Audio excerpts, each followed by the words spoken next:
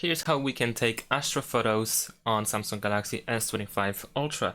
So first we're gonna open the camera, and in the camera app we want to go to more and we want to download the Expert RAW extension. This is additional plugin that works pretty much like a separate camera app, but in this case we can tap on this chemistry bottle over here and we have a bunch of different options to choose from.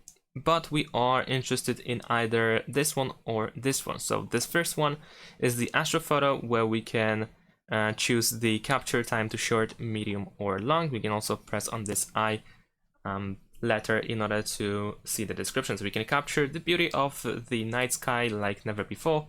Astrophoto extends the shutter time, revealing the stars, galaxies, and other celestial wonders with stunning clarity. The second option is called Astro Portrait, and we can, let's see the description, we can also adjust the capture time, but in this case it says that the Astro Portrait captures stunning portraits under the stars. Astro Portrait blends the beauty of long exposure astrophotos with perfectly focused subjects to create magical starlit memories. So this is how we can create beautiful photos at night with stars, and that's pretty much it. Thanks for watching, leave a like and subscribe to my channel, and see you in my next videos. Bye!